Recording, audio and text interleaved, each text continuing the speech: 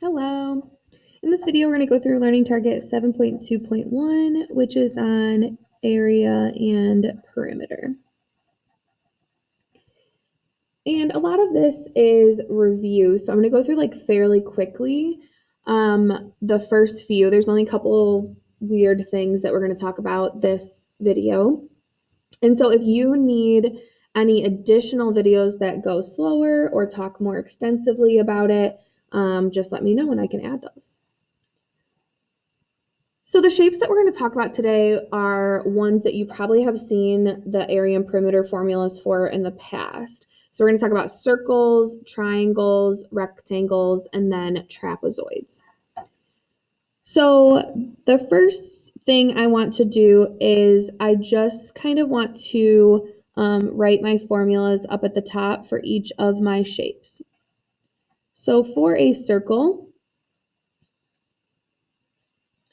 my area formula is pi r squared, and r is our radius.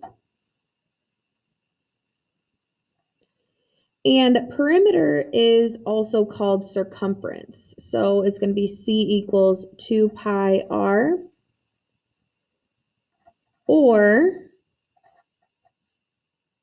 pi d. So if you have the radius, you can use this one. If you have the diameter, you can use this one. It doesn't really matter which, but it's because 2 times r is the same thing as the diameter.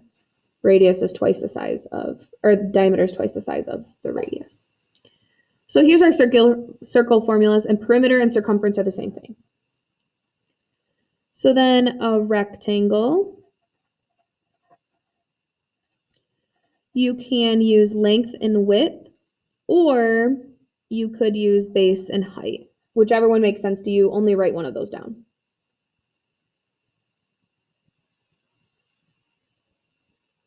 And then the perimeter for a lot of our shapes is going to be the same, which I'll write like over here once I'm all done with this. I do want to write that a square, you can do the area is the side squared, because for a square, all the sides are the same. So you could just do the side squared, side times itself, because that's the base and the height. You don't have to remember this one. You can use this one for a square. A triangle. Again, only write one of these down, but some people write it like this, 1/2 base times height. And some people write it like this, base times height over 2. Only write one of those.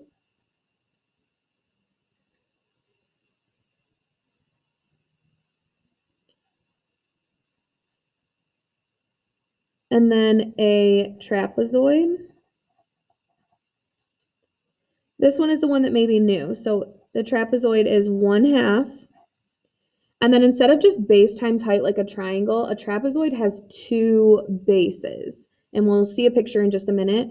But that means we're going to have to add up both of our bases, base 1 and base 2, and then multiply by the height. So it's very similar to the triangle, 1/2 base times height, but we have 2 bases, so we have to include them both.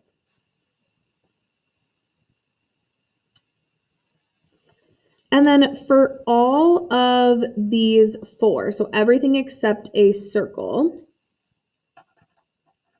to find the perimeter, we just add all the sides.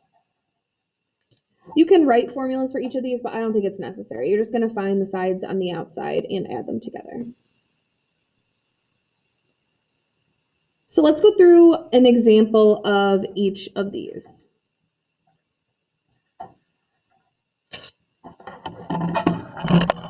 I'm going to go fairly quickly through the ones that should be review. But then again, like I said, if you need a more extensive video, let me know. So let me draw all the shapes, and then you can pause it and draw them yourself as well.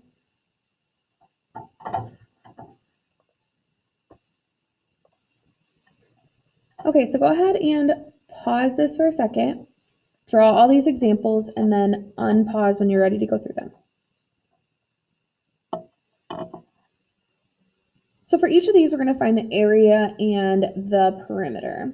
And I'm just going to start in order. So the first one is the circle, and area is pi r squared. The only thing is that we don't know what r is in my picture because this gives me the diameter. But remember that diameter is just all the way across and radius is halfway. So if I just cut this in half, that's my radius. So 18 divided by 2 is 9. And when I plug it in, it looks like this. And you can just type that in a calculator exactly as it is. Some people like to put pi at the end. That's up to you. But I'm just going to do pi 9 squared. And my calculator always just like leaves it in terms of pi. That's what we call it when we leave pi in there. But I want to have an actual estimate. So I'm going to change it to a decimal to estimate what the area is. So 254.5.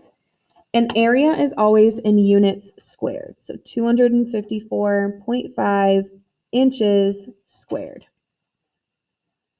So remember that area is always units squared. And when we're doing these problems, you do need to have the units and you need to make sure the area is squared and perimeter is not.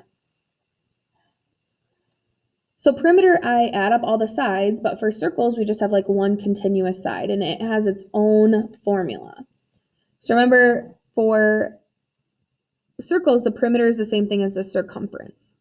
And the circumference we can find by using 2 pi r or pi d, it's up to you. But since this one uses r and I already know that it's 9, I'm just going to do that for here as well. So 2 pi times 9. And again, I'm going to type that into my calculator. So 2 pi 9 gives me 56.5. And this is just in inches. And so here's my area. And here is my perimeter, which is also circumference for a circle. So now let's do a rectangle. And I'm going to kind of like split up my work because I went a little over.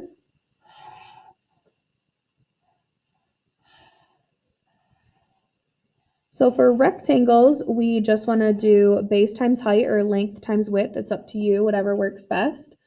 And so I'm going to do base times height, which is just 12 times 7.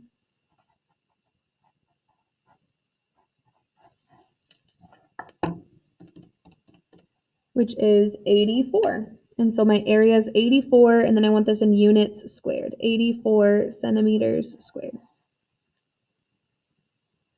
And then perimeter, I'm just going to add up all the sides. And so even though they don't give me these two sides, you know what they are because rectangles have equal opposite sides.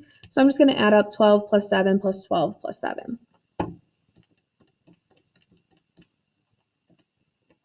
To get me 38.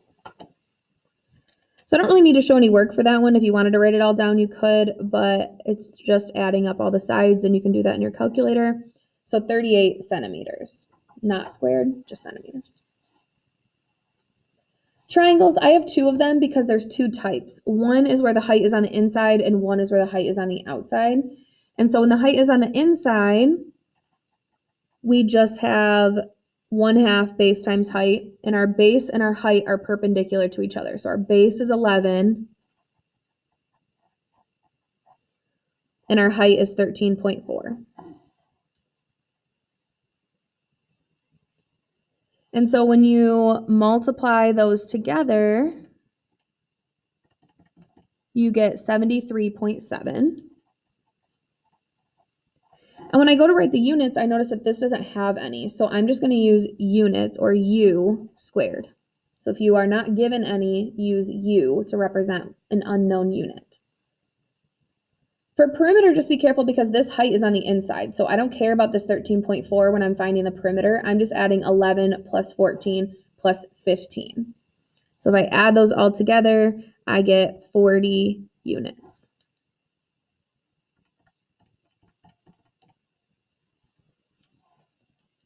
This other type of triangle, the only reason it's different is because my height is on the outside. And so when I find my area,